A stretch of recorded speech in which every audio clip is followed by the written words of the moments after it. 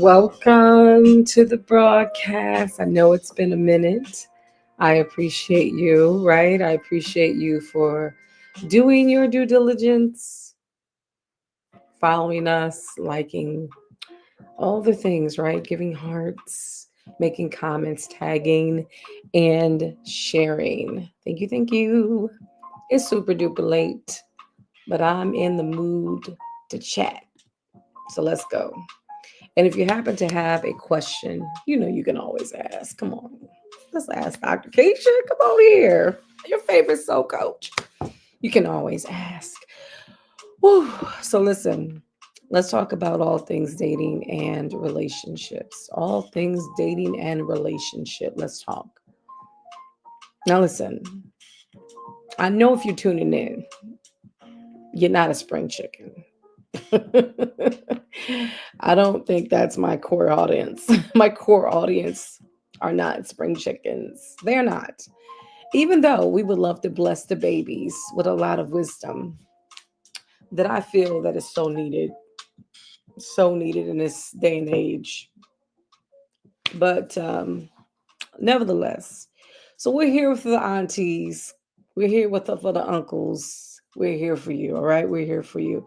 And if the babies happen to be watching, if they happen to be listening, catch T, write down this game, okay? Because I think it will help you. Interesting thing, when I was your age, I didn't have to deal with these things. So that to me, it just shows us exactly where we are, right? These are like the signs of the times that things are getting progressively worse because these issues did not exist. The term ghosting did not exist. Even chasing to a certain level didn't exist. Because there seemed to be people who were available and or looking and or open. We didn't have to have the apps to try to find people because they were all around us, you know and so it was just about making the connection and then being right in relationship. I don't even recall a whole like process for trying to figure out whether I want to date somebody. Like that didn't exist. You vibed, you got together, you met, the connection was made, you go together. It was just that simple. Like we go together now. Like seriously, we met at a party, we met at a game. Like we were on campus at that time. We were in school. We were on campus studying, minding our business. We're at the library, whatever. We're at the grocery store. We're pumping our gas, and men would just approach, make their state their claim, right? And if you vibed, if you were interested, gave them your number, your digits. They called you immediately. There was no, I'm gonna wait, I'm gonna wait, I'm gonna wait. No, they called you right away just to confirm that number was real.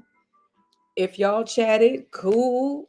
It went from one thing to the next. Like, what you doing tonight? Oh, not what you doing tomorrow. What you doing next week? What you doing tonight? You know what I mean? What you doing now?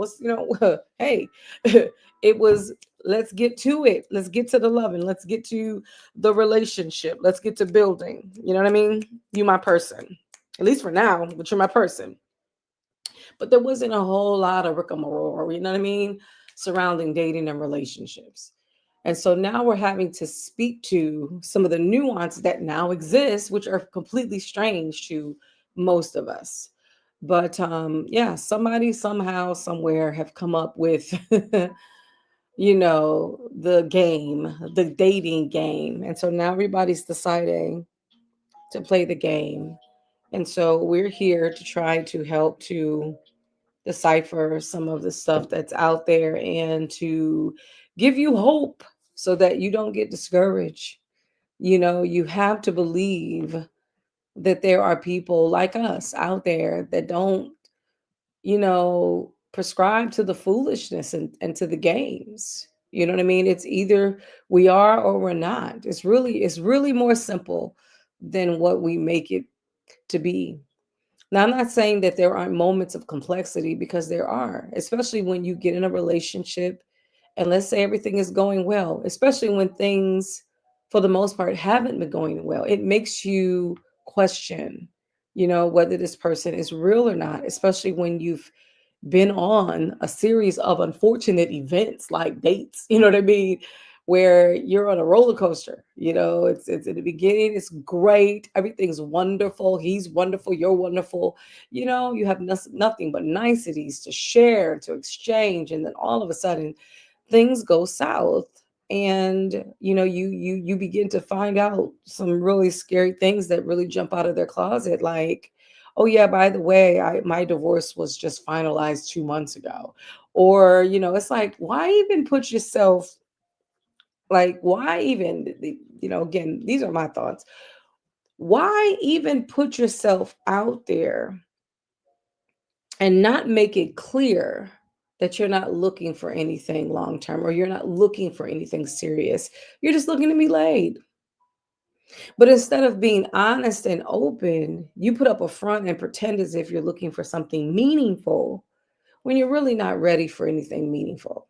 And you should be, I mean, you would think that a person that is almost 70 would know that, right? You would think that. But unfortunately, even the old heads play games, y'all. Even the old heads play games. And it speaks volumes. It now makes sense why people like that were married 3 times, because they haven't learned their lesson. They haven't learned. And so here we are, right? Here we are. And so it's a strange place in today's society, especially when you have a very traditional mindset when it comes to dating. But you learn to evolve, you learn to pivot, you learn to grow. And so we're here to talk about it. So there were several things that I heard on today that was very motivating, for me, and especially to women specifically. Shout out to all the men out there. I know there are some men that are about their business, that are focused, that are sincere. And shout out to you. Don't be discouraged in your pursuit, because what you may be experiencing on your end, I know this is super duper late. Welcome to the broadcast. Feel free to like this if you feel inclined. But listen, if you happen to be male and you're doing all the right things, don't be discouraged. This is definitely not a male bashing session. We're just dealing with the realities of relationship and dating. We're just dealing with the realities, because the truth of the matter is that you're the head man, you're the lead. You have to take the lead, and we go with the flow, we follow.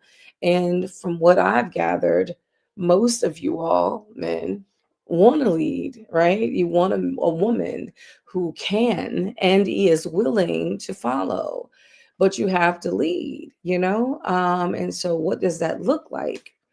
That may look differently to other people, to different people, that may look differently. And so here we are. We have a lot of talking heads out there about dating a relationship, and so it can be confusing because there's so many point of views, right? People's perspectives, a professional view. And so who should we believe? Well, this is the thing. You got to know what you want, right? As a person. Yes, there are people obviously involved in a relationship. There's he and her, whatever the case may be. But you personally, you have to know what it is that you're looking for. You have to know what it is that you want, right? When I say what you're looking for, more specifically, the type of relationship that you're looking for. If you're just looking to date, and trust me, after my divorce, there was a point in time when I did not want anything serious. I just wanted to get familiar or reacquainted with the dating world. That was all that I wanted. And it was a sexless. Let me make a note of that. Let me underline that, circle it, emphasize it. Okay. Sexless, right? I wanted to date, have companionship, get acquainted with people, establish friendships, and that was it. I didn't even know whether I wanted to even be married again. I didn't know it at the time because I was freshly coming out of a marriage.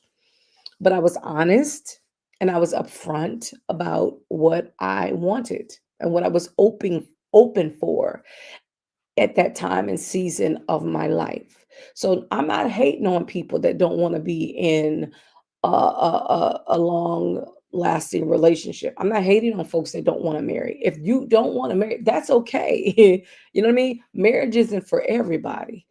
My issue, my thing is leading people on to believe something that isn't your truth, right? And stringing people along. That's my problem. Like wasting somebody's time. Playing games is the issue. I feel like just be honest, right?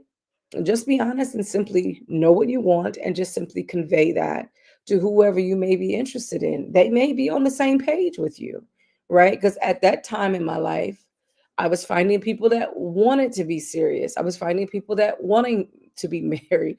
I was finding people that wanted children, and I didn't even want children at that time. Let me see. This was in my early 40s. Yeah, it was in my early 40s. And I didn't even want any more children. Because the truth be told is like I just lost a child maybe like a couple of years prior. So within my heart, I just, drew the conclusion that it's just not meant for me to have any more kids. And that was that. But funny thing is every dude that I dated, which it wasn't a lot of folks, like probably a few, literally two. But the people that at that time, it was like they wanted children, and I was like, I hate to disappoint you, but that's not what I want. And on top of that, I'm not open to marriage either. I just kind of want to date and go out and have fun and that's it. And they're like, No sex, no sex." And so might have been strange to a lot of folks at that time, but interesting enough, they were willing to try it out. And then I decided that, you know what? Though they were willing to try it out, kudos to them for their effort. I don't want to date anyone that I'm unequally yoked with. If I'm unequally yoked, I don't want to date them anymore. So I went through this whole, like, again, transformation from being married to a pastor, being married for over a decade, and coming out of that marriage, tumultuous, by the way, saying, I'm good on marriage. As a matter of fact, I don't even know if I want to date anybody that's saved. You know what I mean? Or if they are saved, or let's say,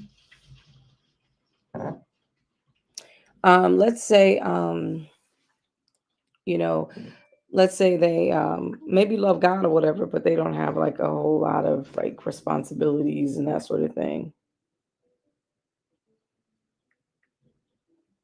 And so I'm like, at that point in time, I was like, oh, okay, I'll settle for that.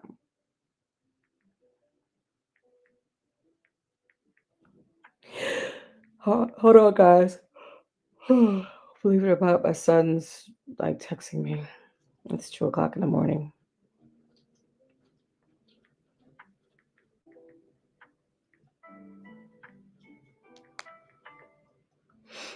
You guys are good sports. Okay.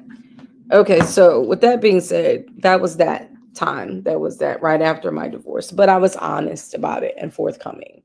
So, for those that are not ready, willing, able, just be honest. Like, I get it. You still want companionship. You know what I mean? I get it that you want to spend time with perhaps the opposite sex. I get it.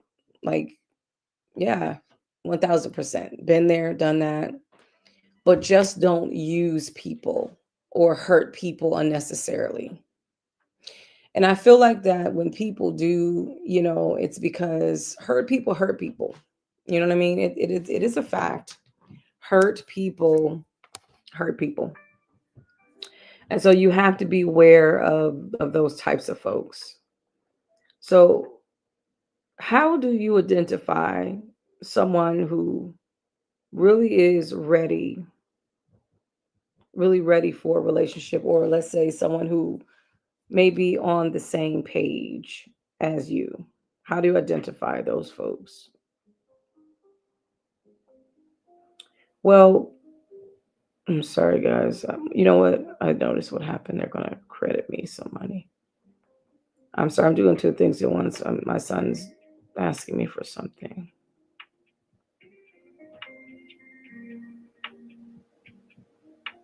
Okay. Right. So, how do you know? How do you determine when somebody's truly ready for a relationship, or ready? If, let's say you're wanting a relationship, how do you determine whether they're ready for a relationship? Well, you have to judge them by not only their words but their action. Yeah, you have to judge them by their action, because that's the only way that we would know, not by their words only, but by what they do, because that's the only way that you'll be able to quantify it. I mean, that's just where we are right now. And to be frank, that's where we've always have been. But I feel like that folks um were more forthcoming and more active when it comes to showing what it is that they feel. And again, if you have strong feelings or even a strong attraction for someone, you're going to be motivated to do something. You know what I mean? You're going to be motivated to do something, because if you feel like that person is special, you're not going to allow for special to get away. So you're going to try to do something. You're going to make it known to that person that you're interested in them. You're going to try to build a rapport, some type of relationship, establish a connection if it wasn't already established, through osmosis, because sometimes you can just have natural chemistry for people, right? Without even trying. But let's say that didn't happen. You just simply had attraction even more so than they did. So it's about establishing a connection. But you're going to be interested and or driven to want to do that. Yeah, you're going to ask them out. You're going to spend time with them. You're going to communicate with them as often as frequent as you can. Now again, as we get older, depending on the type of work that we do and the responsibilities that we have, that may be different, that may look different, that may feel different. But what remains the same is when you care, or if you're into somebody, or if you're attracted to them, or you're drawn to a person, then you're going to do everything in your power to show them, to express it, so that there is no question as to where you are and how you feel, you know? And so, and of course, when doing so, you want it reciprocated, right? You're not going to pour out your whole entire heart. And then, the person's like, I don't know. Well, and just get nothing back in return. And then the person has, this expectation that you should continue to do that without it being reciprocated. That's just not grounded in reality at all. If the relationship isn't reciprocated, then generally what people do is they give up after a while. They get tired. You know what I mean? And they decide, you know what, you don't want the relationship. I want the relationship more than you want the relationship. Or, it's gotten to the point where, it's completed its course. So it's just better that we go our own separate ways. But I'm a firm believer. I don't believe in all the ghosting and the stuff. I think I say what I say, and the last, the last benediction, whatever the thing is said, and then we at least conclude something before we move forward. But yeah, to me, it makes no sense for the dynamics that we see today in today's dating world. It's a shame to see so many women chasing men. And it's sad to me when you see men wanting to be chased. It's just, to me, it's the natural order of things is so perverted. For again, a man to want to be chased and to want to be chosen, it's really, really strange. And I'm down for equal opportunity. I'm down for equality. But when we're dealing with, the order of things, when we're dealing with headship, and we're dealing with um, testosterone, and we're dealing with, all the things, right? Estrogen and how it works in the body and what it does and how it shows up, you can definitely tell that there's a deficiency in a lot of men and women. There's some type of, because of having to occupy in the space of masculinity for so long, that there might be some things happening genetically that's causing some type of mutation or something. I don't know, but it seems as if the roles are flipped. It seems as if people, I don't know. I'm not okay with it, by the way. I think it was Ace's commentary that I heard today, and I shared it a few times. But I found it interesting when he was saying, you might be tempted to chase a man. If God wanted you to chase a man, he would have given you some sneakers. But he gave you, I'm going to use my terms instead of his term, he gave you stilettos, you know, and he gave you, he said a tiara. He gave you a crown. You are his crown. And then I think it was um, R.C. Blakes that talked about the woman being the man's crown according to the Bible. And that consciousness, that king consciousness, again, is inspired by the queen that he has found. And I just wish we could go back to the days where men happily pursued. I just wish we went back there. I just wish that we would go back to the days where women can truly rest in her femininity. It's hard to rest in femininity when you're always in your head. I'm always having to solve your problems. If I'm always having to solve your problems, that means I'm always in my head. If I'm always in my head, that means I'm exuding masculine energy.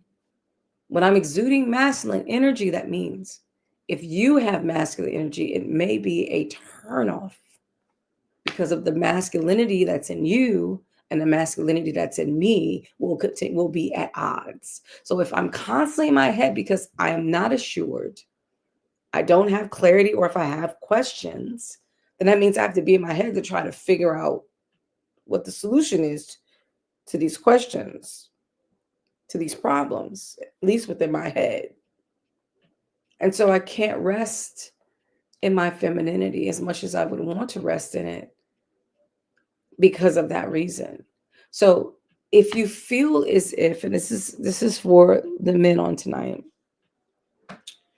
if you feel as if your lady or someone who you're interested in is now in their head a lot, then you have to ask yourself this question. You have to ask yourself, and you have to be honest with yourself. How can I get her out of her head and more in her heart? The only way to get her out of her head and more in her heart is to take some of that burden off of her. If it's insecurity, if it's doubt, if it's fear, if it's fear of the unknown, lack of information, and not necessarily about her life or her world, but about what y'all got going on. If she's in her head about what y'all got going on, then it is your job to bring peace to that mindset by providing clarity. And it's your job as a leader to make it plain and to make it as clear as it needs to be, depending on who you're with. People comprehend differently. And so, as a leader, especially for those that are teachers, you're supposed to be a teacher as a leader because you do have to teach, you do have to train, you have to show people. And so you have to have a level of patience. There's no way in the world you can be a leader and have zero patience, because if you're leading, you have to instruct, you have to the Bible says you have to wash her with the water of the word. Like you have to be patient with the people that you're pursuing, because it's a process. Like, dating is a process, courtship is a process, coming together is a process. You have to be patient. And if you don't possess patience as a man, that's something you need to pray about. And unfortunately, and this is the fortunate and unfortunate part of that, he said tribulation works patience. So that means that if you don't already have it and it's got to be worked in you, it comes by way of trouble. So take on patience, have patience, exercise patience with people as they're learning, as they're growing, as you're showing them the way. If they don't understand exactly your methods because they're new and they're trying, and still it's maybe not clear enough. And some of us have been so removed from a relationship where we may have forgotten some of the nuances, and we're so accustomed to being by ourselves that we keep a lot of information close to our chest. And so if you're not literally conveying the play, then how are they to know what's going on? And so it causes some level of insecurity, believe it or not, about the relationship, not about herself or about whatever, but about the relationship. She begins to question, because if certain things haven't happened and she's still kind of like waiting on you to kind of convey what the next steps are going to be, or if you haven't got to certain milestones in the relationship where you've built trust, then you're low key in a gray area of relationship. If all, let's say, for example, if all you're doing is just talking on the phone and texting, then you haven't, even though you've had a lot of time perhaps um, in conversation, which created some level of bond emotionally, there's certain thresholds that you haven't reached yet, like the meeting each other, touching each other, embracing each other like a hug or whatever, just having that physical touch is equally important as the communication. Seeing if you have that physical chemistry, which you could have on the phone without ever meeting them, because you're having emotional bonding experience. So it is possible to have a physical attraction to someone that you've never met. And however, you still have to solidify whether that attraction translates, right, offline, off the phone, in person.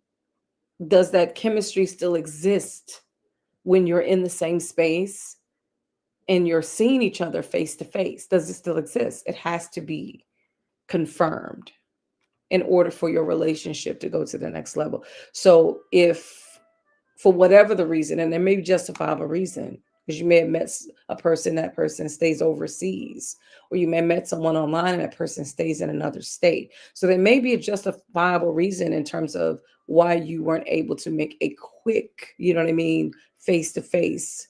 But again, if you're on a path to building something, you have to make sure that you both are clear on what milestones or what things and efforts are going to be made on that path towards whatever the goal is. If the goal is marriage for the both of you, right, that has to be articulated and communicated.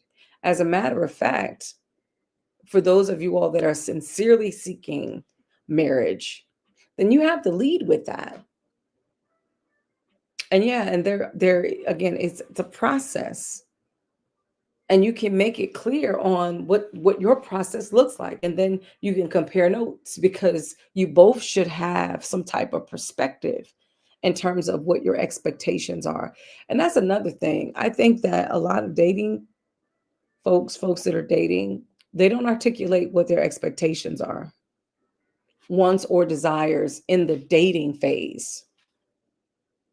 Because if you call yourself liking me and I call myself liking you, then the goal is to please each other. So the only way you can please a person is knowing what it takes to please them, knowing what they want, knowing what they need, and knowing what they desire. And if that's articulated and for whatever the reason, you come to the understanding that I don't think I can meet your needs, then that's okay if that is your reality. You just need to make it plain to the other person that you're with and let them know, I've noticed that you have these needs. I don't think I'm able to meet your needs. Then let them go because you're taking up space for someone that has the capacity to meet their needs. And then there are times when, again, we're just not clear. We make assumptions of what we think the person needs, but we don't hear them out. It's not clearly articulated. So you have to allow for that person to articulate, for them to articulate.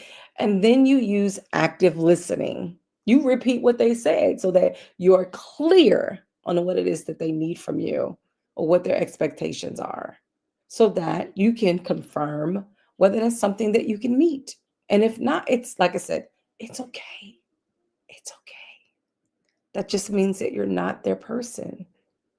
Or, like I said, sometimes in some instances, people get things misconstrued and they're not hearing each other. And that's where the miscommunication comes in. So have them write down. That's what I would say for some folks that are having communication issues. And what I find is that not all communication issues stem from a lack of compatibility. I think some communication issues are situational because maybe you're under a lot of stress. You haven't had a lot of sleep. You may be depressed, you know, things may be, up in the air for you and you don't have the type of stability as you would like. And so it causes you to be on edge. You don't have the patience because you haven't had adequate rest and sleep. And so, with that being said, to me, that is just a storm. You know what I mean? Um, just ready to unleash because you don't have the bandwidth to deal with folks under such conditions. So, with that being said, yeah, you can miss a whole lot in conversation if you haven't had sleep and you're stressed out and you're depressed and you're full of anxiety. You may not be full of anxiety about your relationship per se, but you may be full of anxiety about other things going on in your life. And it can impact your relationship as a result because of how you're showing up, or let's say, how you're not showing up.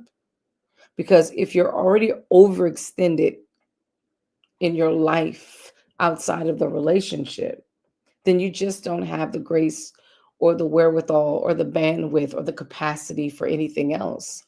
And so there has to be wisdom at that point when it comes to building the relationship. So, saying all that to say, oftentimes people experience miscommunication because they're not clearly hearing each other. And if you're having a hard time hearing, then I say write it down, encourage your person to write down whatever their needs are or expectations are so that you can read it. Because what I find is when we can read it and read it without being interrupted, without interjections, right? Then it's about comprehending what is read. And then if you read it and then you have questions about need more clarity, you have questions about what was written, then you can ask and you can narrow the focus. So now you have something to work with, you know what I mean? In terms of a template, you have an outline, you have something specific that you can ask, whether it just be this vague thing, you know. and you're still trying to figure out what they're saying because it's so vague. And maybe they're afraid of being specific because they don't want to chase you away. But here's the thing, and this is what I would tell anyone: you'll never go wrong being authentically you. And again, if someone doesn't have the bandwidth for your authenticity, it's okay. It just means that they're just not your person. Like, honestly, it really is not like, and I'm not saying that sometimes it doesn't hurt, especially when you really like someone and you really want to make it work. It does, because you're wrapped into what it is that you want. And because you jumped ahead without confirming some things, you find yourself getting involved before you know fully whether that's your person or not. And that's how we get our feelings hurt. So I'm saying all that to say, you want to be connected to who really, really belongs to you, or you're taking up someone else's space. It's just that simple. And why would you want to take up somebody else's space if that person isn't for you and they're for someone else? You don't want that. You want who's for you. And so your prayer should be, and this is for people of faith, your prayer should be, Father, lead me to my person, lead me to my husband, lead me to my wife, and make it clear to me. Because why would you want to keep giving your heart over and over and over and over again to people that you're not assigned to people that is really not for you? Why would you want to keep doing that to yourself? That's painful. To be rejected or to be denied, that's torture. And I know what this, like I said, we talked about earlier in the conversation about some folks dating for just companionship. And that is completely okay. And if that's what you're in it for, cool. Just be open and honest about it and find someone that's on the same page with that. And you guys can just go out to eat when you want to go out to eat. You know what I mean? Hang out, do activities together. If you have hobbies that are in common, you can do that. Hey, if you like traveling, just use wisdom, be discreet, have separate rooms. Again, we of faith, we're women and men of integrity. So you have to be careful how you move, but you can still have that companionship. If you're at the place in life when you can travel and you can afford, to travel, then do so. Enjoy your life. And if you're not interested in anything long term, okay, just again, make it known, be clear. But if you're leading as if that's what you want, but in reality, that's really not what you want, and you're just in the relationship for other purpose, other reasons, but it's cloaked behind something that is not authentic or true or honest, then it's just a matter of time. And this is what I will say to those that do play games: you're not going to get away with that. You have to know that. And if you don't know it, you will, because there's a law of reciprocity. Like, there is a universal law that the creator has put into place. And the law goes like this: whatever a man sow, that he'll also reap. That's just not only monetary things, but it's also in relationships. It's whatever we put out, we'll reap it. So for those of you all that are hurt hearts and you have you just are going around hurting people, you're going to reap that thing. You're going to experience heartache. And you know what's interesting? There are times and moments where, we may not directly be affected by that, but it may be our children, or maybe our grandchildren, or maybe someone that is close to us, in proximity, that we really love, and we're now seeing their pain because of maybe something that we've done. Maybe we set them up with someone that wasn't their person, and now they're going through hell because of your recommendation. And now you feel bad because, again, God just has a way, and in my opinion, it is mighty sweet, because we should never navigate through this world trying to hurt people. Don't do that. Like, It would be better for you not to be in a relationship than to be in a relationship and not really want to be in a relationship and leading a person on. You are a horrible person. And horrible people, they have a special place in hell. I'm just going to keep it a buck. Because if you are intentionally hurting people, no justifiable reason, only because you're hurt, you will indeed reap what you sow. So be honest in the dating space. Be honest with yourself, most importantly, and then govern yourself accordingly. And if you're open and honest, like, hey, I don't want marriage, all she can do or he can do is just respect it.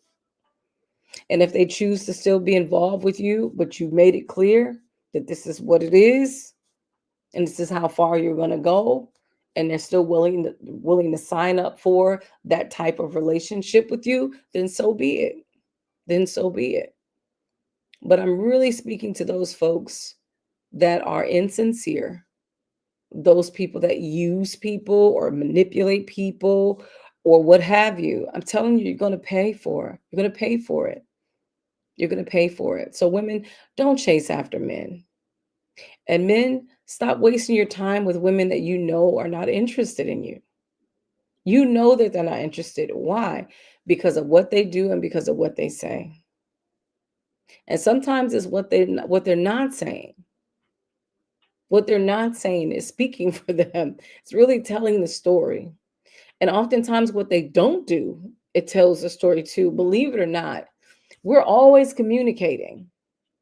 We just have to interpret and to decipher what people are saying when they're not using their verbal. So stop running. You're not a track star, ladies. Okay? Let him lead in the relationship. And if for whatever reason there's some things going on and maybe you don't like the pace or you don't particularly care for how he's showing up, then articulate it. Be honest. And if he's a man of standard, then he's going to take it. Either he's going to step it up and say, you know what, that was not my intention. I am interested. If I'm not showing it like you're accustomed to, or if I'm not showing it the way I should, I'm going to step it up. If they're interested, if they believe that you're worth it, then they're going to step it up. And if they don't, or they feel like you're not their person, then they're not. It's just that simple. And then we just have to accept, right, what is and move on. Because, like I said, they're just holding space when it's not for them to hold space. It's better that the relationship end so that you can have room for the person that is meant to be with you rather than you hold on to something that is not meant to be. And that is the reality. I know sometimes we as women, especially, feel like that we've invested so much into a relationship that we're not willing to let it go because of our investment. We don't want to lose our investment. So we just believe that something's going to give. He's going to change because I've invested so much into this. I've given so much to him. I've helped him on his projects. I help him, on his journey, on his path. I funded him. I've offered up my talents, my gifts. I've done all the things. You know what I mean? What I've done is, and this is what it is, I was doing wifely duties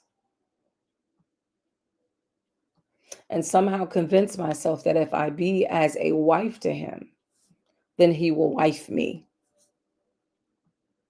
But a person like that, it seems to be a receiver. They just want to just take.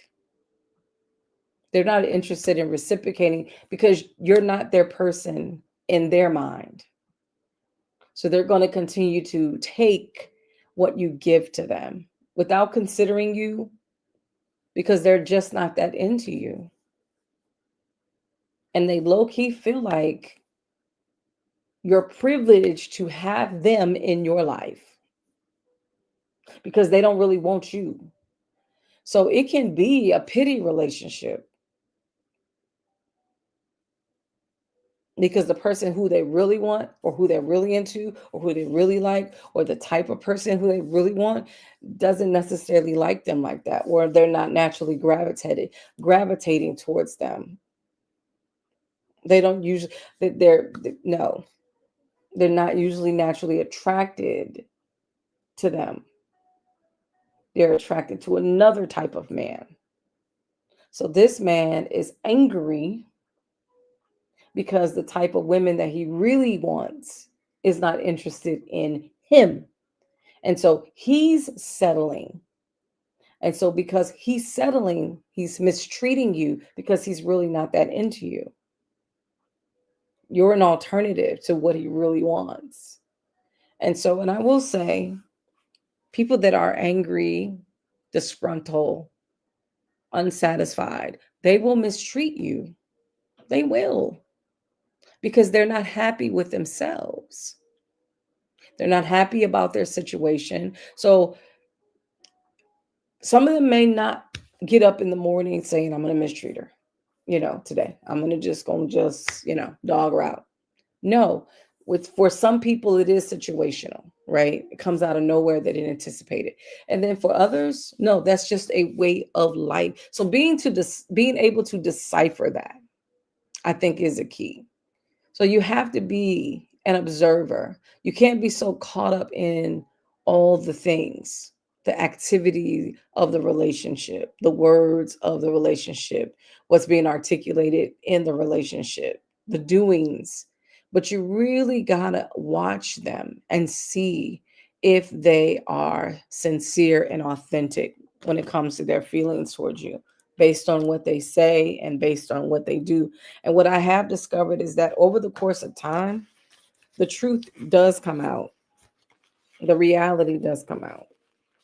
And preferably, especially if that person is not for you or really into you, that will be exposed so that you can move on and stop wasting your time. And stop wasting your time. Now, there are some folks that are good people, but it's been a while. It's been a while since they've been in a relationship. They're starting over.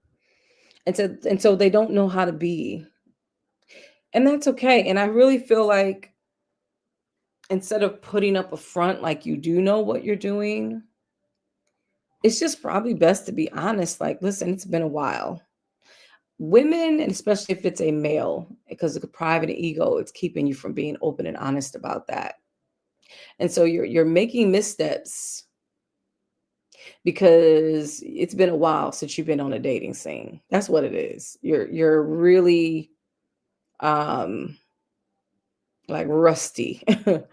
And so you're making a lot of missteps because you are rusty. It's been a while since you've been out. And so that's why the miscommunication, that's why, maybe you're not doing as much because, you're just in your mind, you're so accustomed to being in a relationship and you're relationship minded that you forget the early stages of a relationship.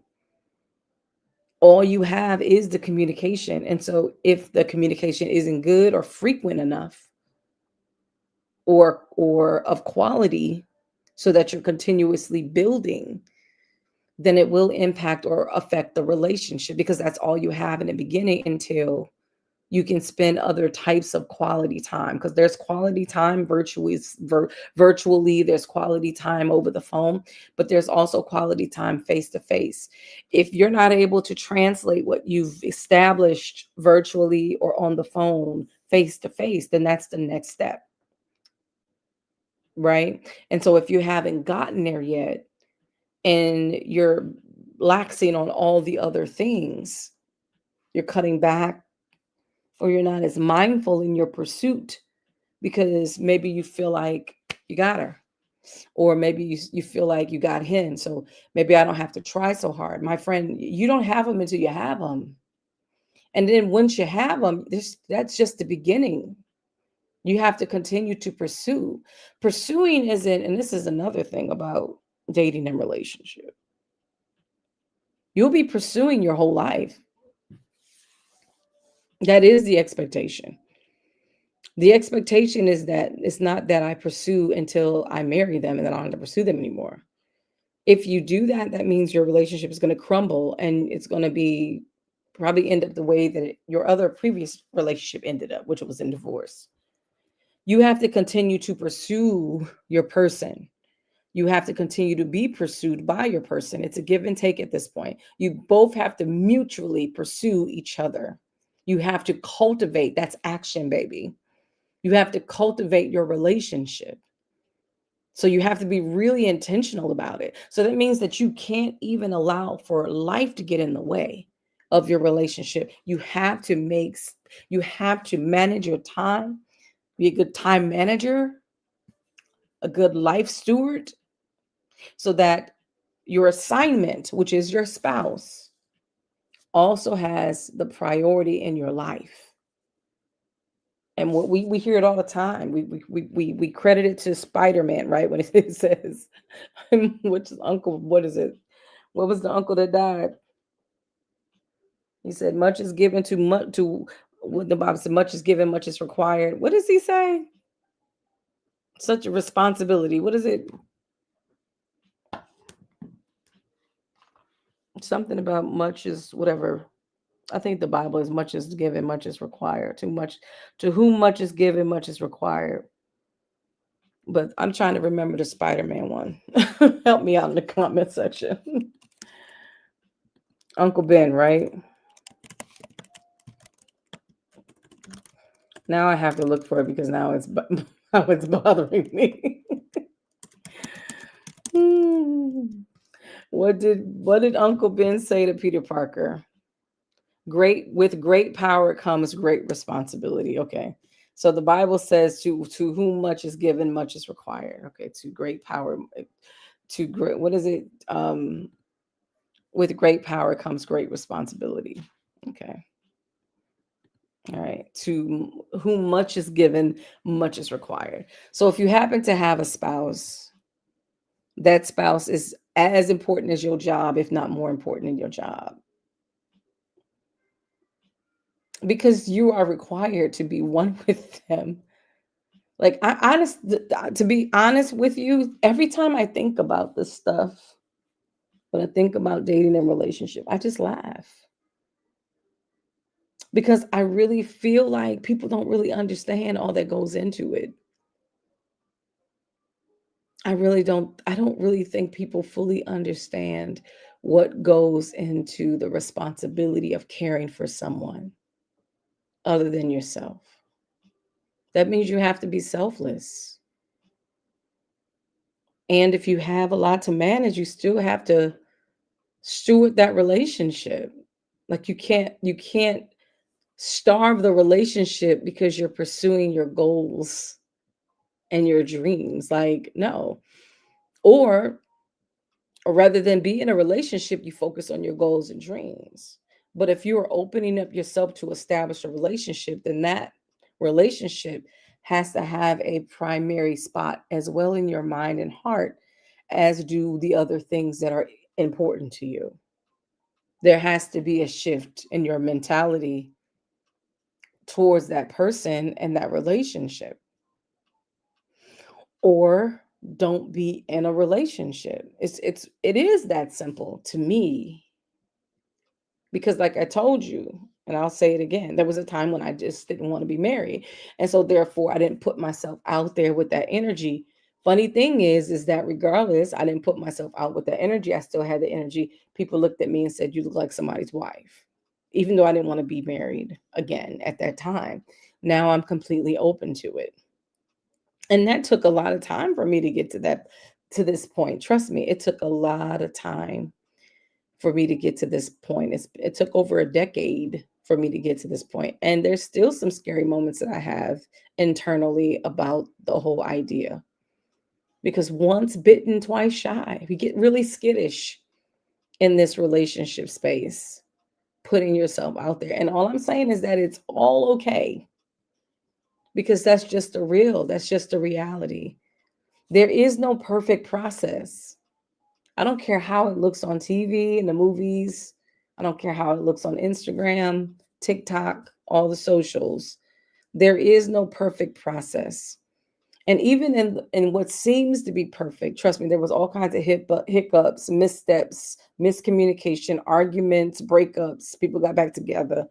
All the things that come with being in a relationship with a human being, interpersonal relationships, all the things that come with that. I'm sure they experienced it, but all we see is what is being put together nicely and put a bow, and they top it with a bow. What is being curated as a perfect couple. That's all we see. But we don't see all the dirt. We don't see, just like with, let's say, you're expecting somebody to come over and you have to clean up quickly. You put all your stuff that, maybe you didn't, pick up here, you didn't pick up there. Normally your room is kind of messy. So since you don't have time to really hang up everything on hangers and to fold them up and put them in drawers or whatever, you stuff everything in your closet that's on your floor and on your bed. You push it in there and you shut it, and you make sure that no one opens the door in the closet, because that's where it's messy. That's what relationships are in real life. There's a lot of mess in the relationships that you're trying to work through. And if you continue to work through it, you can get through it, but you have to be really intentional about, just like cleaning your closet. It's overwhelming when you open up that closet after you didn't stuff all that stuff in there to pretend like your room was perfect. And now you have to go back to the mess and you have to sort it out.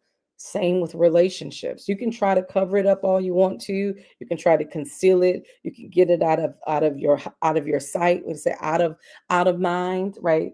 Out of sight, out of mind, right? Get it out of your sight. I'm gonna block them, or I'm not gonna be friends no more. I'm not gonna look on their page. I'm gonna, out of mind, out of sight, right? Out of sight, out of mind, however it goes. But you still have to deal with, especially if there's someone that you're dealing with, you're still going to have to deal with that situation. You're still going to have to deal with that person, no matter how much you try to avoid it, unless you decide to end it. And that's completely fine. Like I said, ending the relationship is okay too, especially if that's not your person. The only time it becomes an issue is if that person is your person. Then you're going to have to contend with God, because the Bible is clear. He said, what he has put together, let no man put asunder.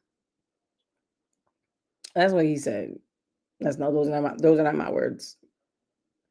So if God is doing the mending, if he's doing the joining, then we're going to have to respect his sovereignty, right? Because he knows what's best for us. He knows what or who is the best match, who's the best suitable for you.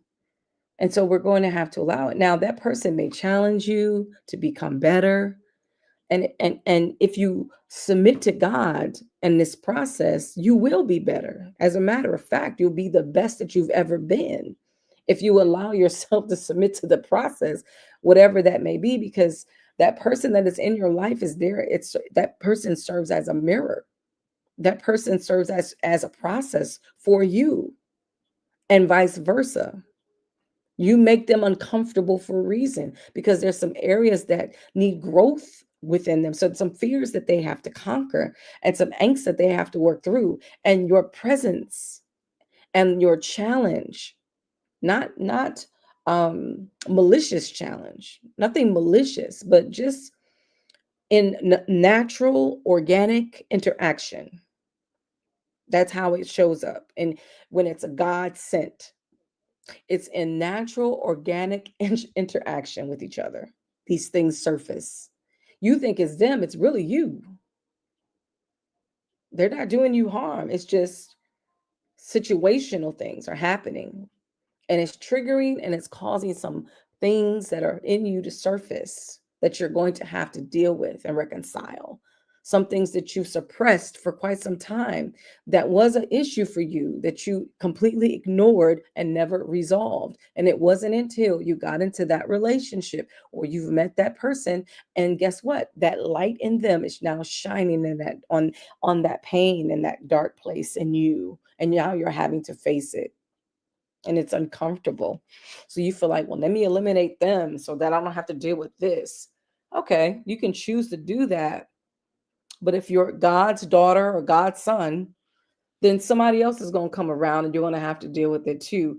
But unfortunately, if you're choosing to forfeit a God chosen partner because it's uncomfortable, you know what I mean? It just speaks to your immaturity. Let's just keep it real. Let's just keep it a muck. It speaks to your immaturity and your unwillingness to really surrender or submit to the Most High, because He says, "Oh no, this will be a good fit."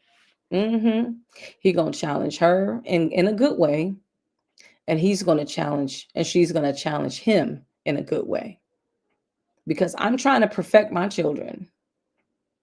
So their coming together is going to be the perfecting of them. Nobody wants to go through the process of perfection because it's not an easy one. It involves denying oneself. It involves being selfless. That goes against the grain. Self-preservation is numero uno in within the manual of carnal mindedness. That's carnal mind 101.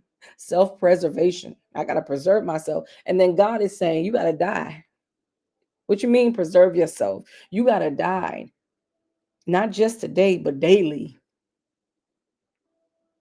And so it's just, yeah, you can be a whole walking contradiction. And so God is good. God is good. So that's it. I just wanted to chat with y'all. Women, stop chasing these men. Let them go. Because if you have to chase them, it just simply means that they don't want to be in relationship with you. They may want to be in relationship with somebody else, but they don't want to be in a relationship with you. And can we all say it together? That's okay. It really is. It just means that he's not the one. That's all. Men, stop trying to stay in a relationship with a woman that doesn't value who you are and really care about you. Stop wasting your time. I know you like a big butt and smile, but girl, that girl is poison. Stop looking at the aesthetics and really start looking at her head and heart and her spirit, man. That's more important than anything. Because believe it or not, shapes do change.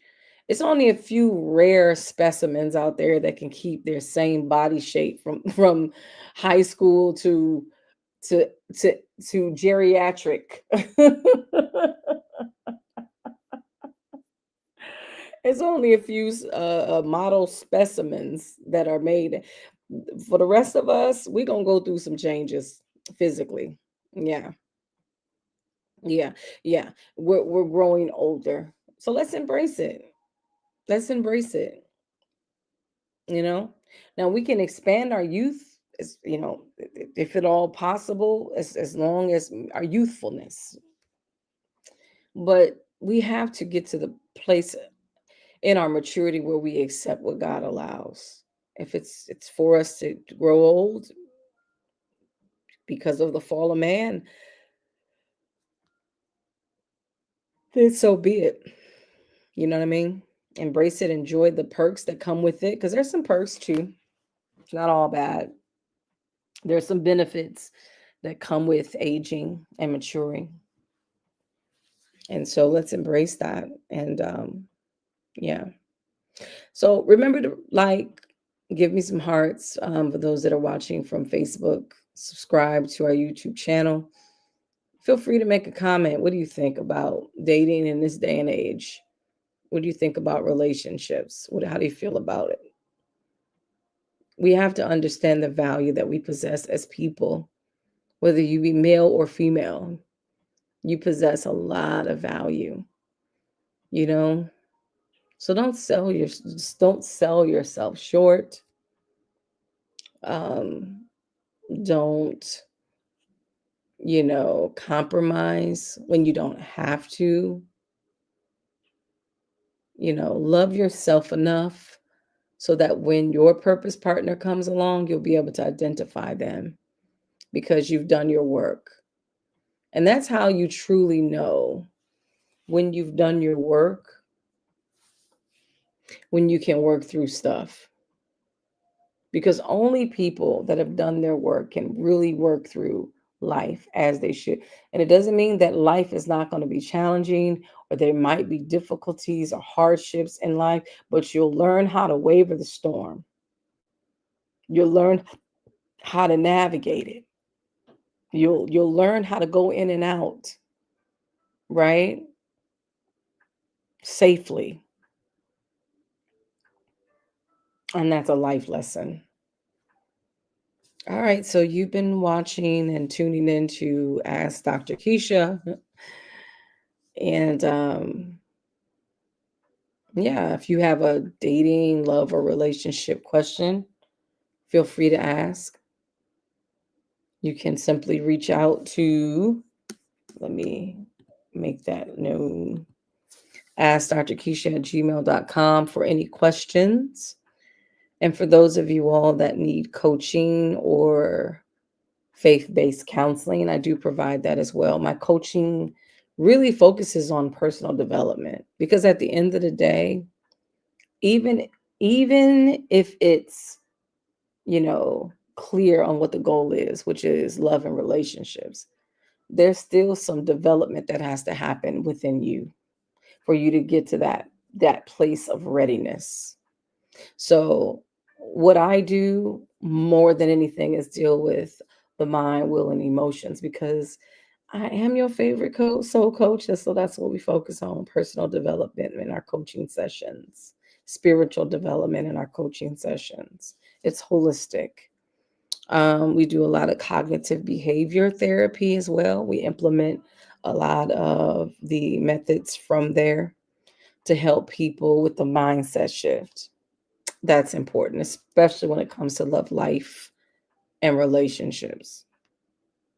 There's a lot of unlearning, unpacking, and relearning that has to happen. All right, I went through it. Y'all have to watch the replay. We talked about it, kind of the evolution of dating.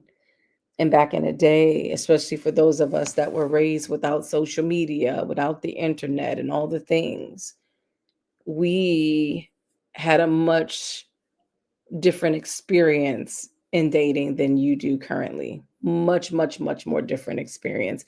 Wasn't a lot of games per se as it is now. I think technology has opened us up to a world, right? A different world for sure. And it has given us access to personalities, to regions, parts of the world, culture that we haven't had or experienced before. So we have options. We have a lot more options. And so as a result, because there are more options, people are not willing to narrow their focus anymore because they feel like they have options.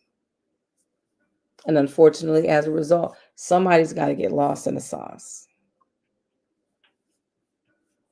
And so we're here to support you because you don't have to be one of the ones that are lost in the sauce. You can be equipped to be a better you so that you can attract the right type of person and energy into your life. I really do believe that whatever a man thinks, that's Bible, so is he. So it really begins with your mindset when it comes to love and relationships.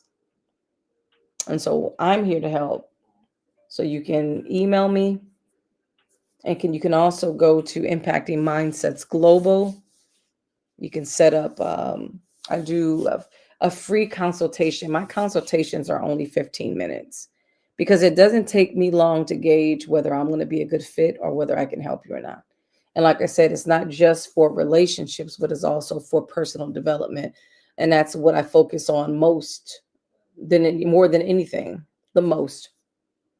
Because again, it's really more about you developing personally That's going to set you up to be more ready for a relationship than anything else, than any other dating tips that I can provide. Because what's the point of giving you a dating tip when you're still wrestling with some childhood trauma? What's the point of giving you a dating tip when you're still wrestling with abandonment and rejection? Does that make sense? I'm sure it does, because it's true. If you're dealing with attachment issues because of abuse and neglect growing up in your parental story, those things need to be at least identified, and you should be working on the resolve before you should even consider yourself getting into a relationship, because most folks don't know how to manage a relationship. Remember, I told you relationships have to be managed. It can't be curved. Because what some people do is once they get you, they put you off to the side and then they focus on building and working, and you're neglecting your responsibility. And there's no person in the world, I don't care what ethnicity, race, I don't care what their nationality is. Nobody's going to sit in a relationship and just simply exist or barely exist in one, not be seen, not be heard until they want to be seen, till their partner wants to see them or their partner wants to hear them, and they're on a leash. The only people that would put up with that type of treatment is a person that is being well taken care of, which means that they're having to make the sacrifice because they're well off, and they can go anywhere in the world, have anything that they want, and they probably have their own relationships on the side, which is giving them what they need or having their needs met somewhere else if their spouse isn't meeting their need. So essentially what you're doing is you're setting yourself and your relationship up and your partner up for adultery, because you're literally neglecting them and you don't see it. And what you're doing is you're going to mess around if you don't catch this revelation today. Is you're going to fool around and set yourself up to be in the same or very similar circumstance that you were once in your previous relationship, because you haven't learned the lesson. The lesson was, now I'm not saying that the person in your previous relationship didn't have anything to do with the downfall of your relationship. I think everyone contributed, but you have to figure out what it is that you did to add to the demise of that relationship. And that is the part that you need to learn. And that is the part that you need to grow to make sure that it doesn't happen again. So if you're in denial about that and you're just in the blame game phase of your mindset when it comes to your previous relationships, and you haven't learned the lessons from those previous relationships, you're bound to repeat them in your next. And that's just what it is, because interpersonal relationships are interpersonal. It doesn't matter. It's just different face, different person that you're now with, but you're the same person in each and every one of these relationships, which is the common denominator. So you're bound to see manifestations of the very same issues if those things are unresolved. Yeah. Greetings. Thank you so much for joining me. Yeah, girl. Sometimes we be up late having our dating and relationship talk too. We some late folks. Shout out to all the late people out there. Shout out to all the nocturnal creatures out there. I've been a late person since my late 20s. I'm not new to this. I'm true to this. Yeah. So listen, you're worth more than what you know. You are worth so much more. You are. And guess what? There's somebody for everybody. And you don't have to settle either. You can get what you need, most importantly, and you can also get what you want. And we have to know that within our knowing. Love is going to find you. You just got to continue to love on you. You got to treat you well. You got to forgive you, right? You got to give yourself grace. And I believe what you give to yourself, you'll be able to manifest when dealing with others. Why? Because I've done the work. And I'm grateful that I've done the work. It's easy to blame someone else for your trouble or for the failure of a relationship than to take accountability for the parts that you've played in the demise of say because you played a role. It's impossible. It takes two to tango. There's no way. It's not just one. Even if it's you making the choice, you made the choice. You were attracted to that. Whoever that was, right? Whoever that was that you were involved with, that relationship you're in, you signed up for that. So you have to take accountability for signing up for that, for choosing that person, because whatever they had in them, whatever they were going through, whoever they are, you selected it. So you have to take accountability for that. And that's the thing. It's like when we are refusing to take accountability for our choices, we're bound to repeat them. So my prayer is that we don't. My prayer is that we go ahead and take that L, go ahead and take that lesson, go ahead and take responsibility for the choice and begin to do your work. It's hard, but it's good work. And you'll begin to see the fruit of that work over the course of time. But to be in denial, that's not the way to go, bro. That's not the way to go, sis. I'm so glad that you agree, because it's the truth. I had to do mine. Yes, I think I felt like I was married to a narcissist, but I chose that narcissist. I chose to overlook all the things. Why? Because I was broken.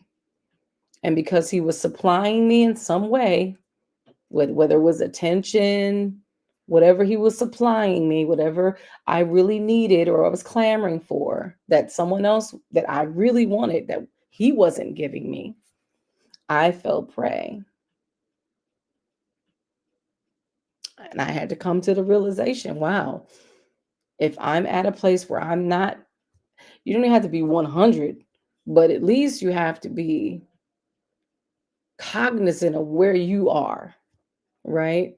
And whatever the path is in terms of your growth and your development. Now I'm cognizant of what's going on. I can easily say this is what it is that I'm having to deal with, and the right person would be able to support me in my development. The right person would be able to support me and have the capacity for me. And if that person doesn't have the capacity while I'm being my authentic self, that's okay. It's okay. That just means I'm not for them, right? And I don't want to be with someone who's not meant for me. I want to be with a person that has the capacity for me, because they're going to have grace for me. They're going to make space for me. They're going to have patience for me, right? They'll help me work through all the things that I need to work through, and vice versa. I'm going to do the same for them too. And that's what we want. To me, that's the ideal situation. But there's no perfect situation. And for those that are looking for perfection, you got to get out of the clouds, friends. You have rose colored glasses. There's no such thing as a perfect relationship. But that person can be perfect for you, though. So let's get out of the clouds. Marriage is not a solution of all solutions to every problem. Oh, I'm going to get married, so all my trouble's going to go away. No, ma'am and sir. As a matter of fact, things can get a little bit complex, especially if certain issues are not resolved before you get married. Because now you have another person to serve. Now you have another person to pour into. Now you got to what you was now focusing on, which was yourself and whatever endeavors you have going on. Now you have to now see about and be attentive towards their needs too, in addition to whatever responsibilities that you had prior to them going on the scene. And for a lot of people, that's very stressful because they don't know how to manage relationships. You have to be taught how to, and you have to be a student to learn how to navigate and the maintenance aspect of a relationship. Because what people do is they get in a relationship and they say, woo, I'm in a relationship now. Okay, good. I'm cool now, right? I have somebody to sleep with when I want to sleep with them. I got somebody that is, a partner with me, things somebody I can do things with. Okay, somebody I can worship with, maybe pray with, perhaps, maybe. But they don't understand that there's so much more that needs to be in a relationship than just those things. You have to do life together. What does that look like? Compromising. It requires work. That means you're not going to always get your way. Are you willing to die out to yourself? Are you willing to be selfless? Have you practiced being selfless in your singleness? Or you are so accustomed to being by yourself that you don't know how to be selfless in a relationship. So now there's a learning curve. So that means you're going to go into that relationship a slight bit selfish until your partner teaches you how to be selfless because you're going to butt heads and you're going to have disagreements or heated fellowships because that partner is going to be the one to say, hello, I'm over here. Remember, we chose each other. You have an obligation to me, just like I have an obligation to you. And so you may not like that because it may not come out that pretty. It may show up in a different type of way, right? So it's interesting, the nuances of relationships. So being in a relationship, once you establish a relationship, that is the beginning. The marriage is the beginning of a relationship, not the end of all things. It is the beginning. And so that's what we're preparing for. We're embracing ourselves. We're embracing the beginning, the new beginning, the newness. That's what we're embracing. That's what we're preparing for. And then we're bringing our singleness to a close and we're transitioning. So right now, this period, especially for those that feel that burden in their heart because you're maybe in a relationship or you find yourself liking someone or you have a love interest, you're in transition right now, especially for those of us that feel as if that God is preparing us for our purpose partner. We are in transition right now. And this is the fun part because this is the end of your singleness. Enjoy it because once it's done, it's done. And now you've entered into a new chapter. So embrace your singleness, enjoy your singleness while you're practicing selflessness, while you're practicing being in a community and maintaining good relationships. You are in transition, so enjoy it. There are some people that they don't know how to enjoy the season that they're in. They're always seeking for the next. And you'll never be happy because the Bible says when you do that, you'll never be satisfied. He said godliness with contentment is great gain. You have to learn to be content in whatever phase and stage that you're in. You have to be. And so I've learned how to be content in my singleness. Just like I know how to be content in a marriage because I was married once before, but I just chose the wrong partner. I chose him just like he chose me. Women, we're just not chosen. We also choose. We chose each other. Okay. So learning how to be content and mastering contentment is your best bet. So when you go through your transition and when it's time for you to marry, it'll be a much more seamless transition. Okay. So even if you have to go through your transition scared, go through your transition scared because it's scary because it's the unknown that you're having to deal with until we could get over those angst and get over the fear of the unknown or the fear of the known because we may fear like I've been in a relationship before, you know that. That's the familiar spirit. I know that and it was painful. So sometimes that fear comes up, that angst comes up in transition, especially if you're transitioning from singleness to relationship. You're like, oh boy, I'm about to trust somebody else with my heart. Is this a safe person? Is my heart safe with them? That to me is an honest question. And those are honest feelings and honest thoughts. They should just be confronted. They should not be ignored or suppressed. You should talk them through. You should talk it through. And if you can talk it through with your partner, that's even better. So just maybe your partner will be mature enough to help you to work through it and to reassure you that you're safe and to help to ground you because that's the purpose that your partner should serve. Your partner should ground you and you should be able to ground them too. And if you're not able to do that, we've said it throughout this whole live. Maybe that's just not your person, and or maybe that's not the right time, and or because if it's not the right time but that's your person, that means they just need more processing, and you don't want to get them before time because it just means a lot more hardship has to happen before they're ready, and you don't want to have to endure that with them. You don't. So go according to God's timing and let God be your guide. So that's all that we got today. It's just chatting. Just wanted to chit chat and just tell you ladies, especially please don't chase after nobody. Don't chase after nobody. Just simply learn to be. Learn to flourish and be comfortable in your femininity. Because if you're chasing, that means you're doing the planning, that means you're leading the relationship, that means you're strategizing, that means you're the one that is in control, and that's not your place. I'm going to be honest with you. You're a leader within your own right, but he should be leading that relationship because he's your head. And if he's not leading from the beginning, it's going to be difficult to change the guards in the middle and through the relationship. He has to lead from the beginning through and to the end. That is his job, is to lead because he's the head. And so we have to allow. So if the person isn't leading and we're not clear because they're not guiding, it just may mean that that person just is not into you. And we have to accept that too. And if they're not, that's okay.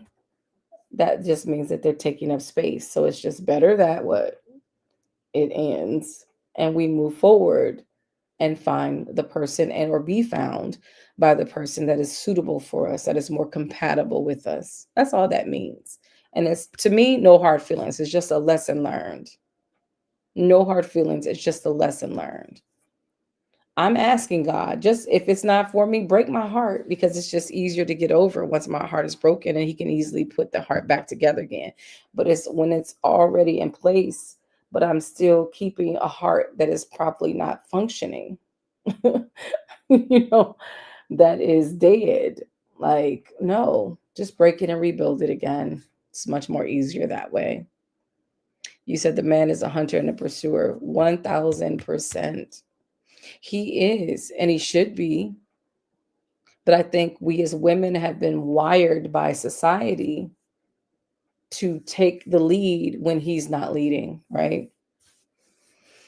Especially with, again, depending on the person, they may lead a lot differently than what we're accustomed to. So, again, clarity, communication is the key. You have to get some understanding, and it has to be clear what the objective is and what the expectations are. And I think with many women, especially women that are leaders within their own right, and they have their own leadership style, they just may not agree with the leadership style. And so that's why you have to have clear communication to say, you know, I'm noticing that, I don't hear from you for days on end. I would love to hear from you more if you're still interested. Again, we have to teach people how to treat us as women. And then there are some men that are relentless. They'll talk to you day, night, afternoon, but there are some men that are busy, you know. But I want to say, and some women that are busy, some of us women are busy. But regardless of how busy we may be, if you're really interested in somebody, you're going to make time for them. And that is just the reality. Anything that we're interested in, anything that we like, anything that we're attracted to, anything we enjoy, we're going to make time for.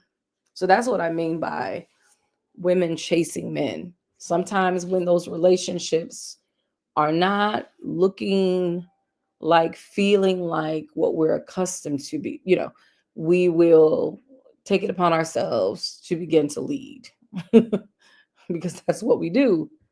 We pick up the pieces as women. Oh, you're not doing this? Okay, well, I'll do it. No, we have to fall back. We have to do the opposite, right? Because that's not our spouse as of yet. This is a potential relationship. Hasn't been manifested as of yet as or solidified as a relationship as of yet. So fall back, ladies. I know it's easy to want to lead, And it's probably easy to lead because you know what you want. And so, yeah. But no, you got to fall back and you just have to let him either lead or fall flat on his face. But either way, it's going to work together for your good, because either he's going to show that he just doesn't have the capacity for you, and that's okay. He's just not for you. And so we just, let it be what it is, or what it needs to be, and we accept it and we move on. You know what I mean? Yeah. We don't force fit a relationship. But I will say that again, we talked about this before, that just because there's breakdowns don't mean that there can't be breakthroughs in relationships, because that's the whole process of being in a relationship. There are breakdowns so that there can be breakthroughs, because we're human. And that just comes with the frailty of being human in our sinful nature, very much alive and well for the most part, while we're still working through that as well, while we're trying to get in relationships with other people that are fallen, just like we're falling souls. So, you know what I mean? So we just got to have grace for each other and patience along the way as we continue to grow closer to each other and grow preferably closer to God as a couple, if it's God's will. All right, so I think I've said enough.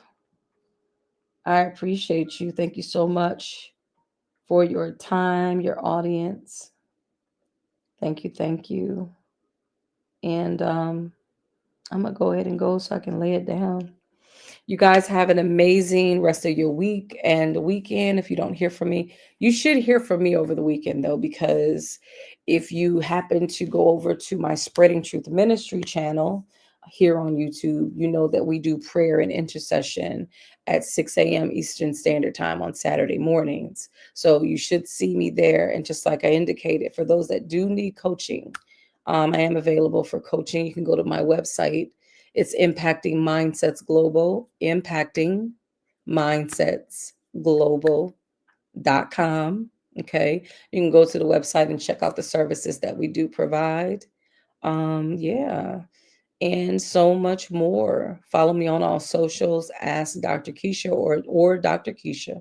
You can follow me on socials as well. All right, so have an amazing night. Thank you so much, LaMercia, for tuning in, checking in on me. I appreciate the love. Amen. On tonight. So you all have a wonderful night's rest, and I'll see you soon. God bless. Bye.